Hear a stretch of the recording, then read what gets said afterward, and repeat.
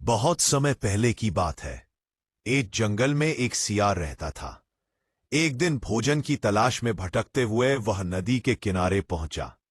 नदी के उस पार एक गांव था जिसके चारों ओर हरे भरे खेत फैले हुए थे। सियार को पूरा विश्वास था कि गांव के पास खाने के लिए कुछ न कुछ अवश्य मिल जाएगा, परंतु गांव तक पहुंचने के लिए नदी पार करना आवश्यक था और सियार को तैरना नहीं आता था। तभी उसकी नजर पास ही हरी घास चर रहे एक ऊंट पर पड़ी। सियार तुरंत ऊंट के पास पहुंचा और बोला, कैसे हैं आप? ऊंट बोला, मैं कुशल हूं, तुम बताओ कैसे हो? सियार ने ऊंट को सलाह देते हुए कहा, श्रीमान, नदी के उस किनारे मक्के की बहुत अच्छी फसल लगी हुई है।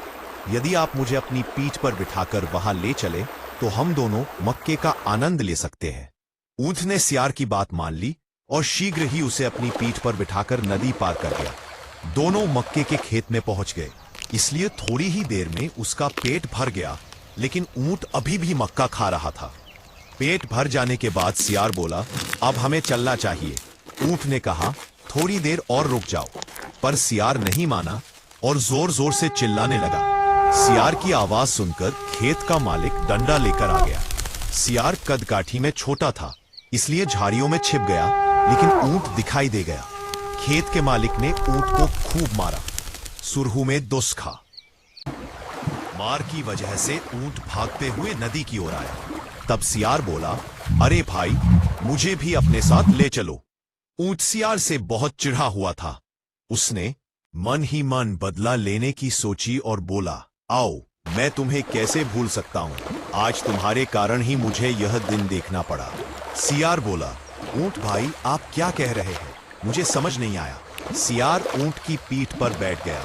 ऊंट उसे लेकर नदी में उतर गया। जब वे नदी के बीच पहुंचे तो ऊंट बोला, मुझे लेटने की इच्छा हो रही है। सियार ने कहा, पहले मुझे बाहर छोड़ दो, बाद में लेट जाना। लेकिन ऊंट नहीं माना और गहरे पानी में डुबकी लगा दी। सियार पानी में बह गया। अगला पार्ट देखने के लिए लाइक करें, शेयर करें और सब्सक्राइब करें और बेल आइकन को दबाएं।